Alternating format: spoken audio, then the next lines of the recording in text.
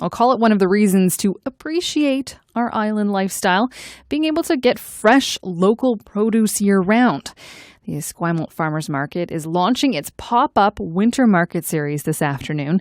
Of course, there's been a lot of talk about the cost of imported produce recently. I was at the grocery store last night. It was a bit shocking. And of course, with the plunging Canadian dollar giving rise to the infamous $12 cauliflower. For a look at what the market means for small producers, I'm joined now by DeLisa Lewis. She's a farmer in the Cowichan Valley and a lecturer at UBC's Faculty of Land and Food Systems, and she joins me on the line. Good afternoon. Good afternoon, Robyn. What does the sinking dollar and soaring produce prices at the grocery store mean for small farms? So on Vancouver Island and across British Columbia, producers face higher input and operating costs compared to our counterparts across the border in the U.S., of course. And to sustain ourselves economically, many of us small and medium-scale producers have turned to direct marketing our farm products so that we can capture a higher percentage of the dollar that we're earning from selling our goods directly back to people who are consuming them. But now, having said that, even if a given small to medium-scale producer is focusing their business on direct markets, we're not doing that in a vacuum.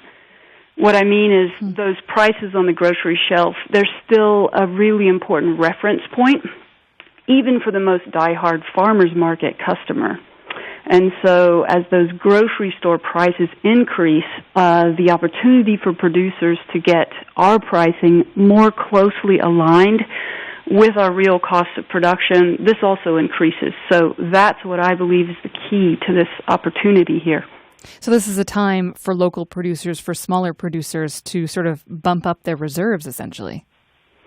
But potentially, I mean, I noticed even back in September of last year, my farmers market prices were a good match to those prices on the shelf in the grocery stores, particularly the higher-end grocery stores that we have here on Vancouver Island. How concerned are you, though, that the high cost of produce right now will just cause consumers to stop or even cut back on buying fresh produce?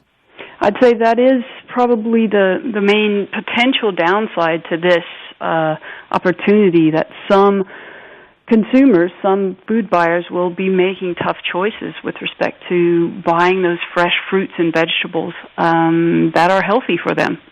What are you hearing from other smaller producers, not the large-scale farms, or, I mean, island farms? What are you hearing from island farmers right now about how they're using this time and bumping up their prices and how they're looking forward to spring and summer?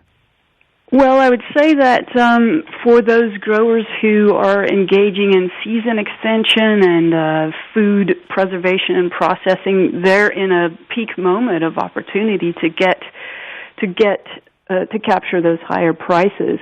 But again, anytime we see this sort of opportunity to increase the awareness of what it really costs to produce food, in particular here on Vancouver Island, it is a positive thing for food producers, even if we don't have a year-round production. But again, the farmers markets that are going on during the winters are a good opportunity for this now.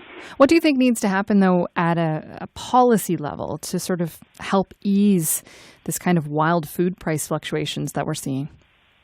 Now, on the policy level, what we've seen for decades and decades is a artificial price supports and policies that don't align at all with the real costs of food production. So this is also a potential downside for producers, that this particular increase in vegetable and fruit prices, it's again not directly linked to our cost of production. And so this doesn't represent a long-term opportunity to align food pricing with actual costs of food production. And that is a potential downside for us as producers.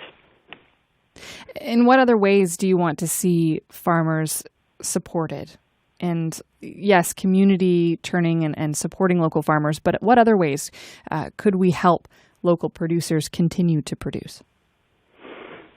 Well, I think that the proliferation of the farmers markets and the growth of the customer base along those lines, but farmers markets, community supported agriculture schemes, and really in particular for people living on Vancouver Island, we have small and medium regional scale producers. So there are some opportunities on a policy level with respect to government purchasing, and what I mean by that is farm to institution, or potentially health authorities making the availability and changing policies such that small and medium scale food producers can sell also to hospitals, particularly these new hospitals on the island. That's a great initiative. Yes. You're normally one of the farmers selling at the Esquimalt Farmers Market, though I understand you won't be able to make it to the Popup Winter Market they're launching today. What are your thoughts on that Popup Winter Market? Oh, it's another exciting example of bringing locally produced and regionally produced foods. There are many other growers and processors from the Cowichan Valley, where I call home now, that are down there in Esquimalt, and with year-round production, these are ways that the small and regional scale producers can truly make a livelihood from farming, and that is the key goal here. As we head closer to the summer, and obviously when most of the produce grows, what do you hope, just in terms of getting the word out to people to turn to local growers, and what do you hope to see going forward, and having opportunities that are a little bit more accessible, or even more accessible to people throughout the island, to make local produce that much more accessible to them? Well, there's so many great examples of farmers markets that have become community events, and we're doing more than just sharing and distributing and selling great, healthy, fresh foods at these events. We're really enhancing the quality of life in each neighborhood where these farmers markets are taking place. I would like to see this continued growth of the farmers markets in neighborhoods all around Victoria and Nanaimo, across the island, up the island. And there's so many people that have been involved for decades now with making this happen. I think it's underway. So I appreciate the CBC taking this opportunity to talk about that and promote the growth of these markets. On the farm front, DeLisa, what are you most looking forward to for your upcoming growing season? Well, it's funny that you mentioned cauliflower, because cauliflower, particularly a Romanesca cauliflower, was what I would call my vanity crop for the fall of 2015. So I'm looking forward to growing another round of sweet-tasting carrots and delicious cauliflower, and keeping those prices at a place where people can really, truly enjoy every bite. There will be a lineup at your booth, DeLisa. Great. An affordable cauliflower. Thanks so much for your time today. Thank you, Robyn. Good to talk with you. You too. Bye-bye. Bye-bye. DeLisa Lewis raises food at Green Fire Farm in the Cowichan Valley and teaches at UBC's School of Land and Food Systems.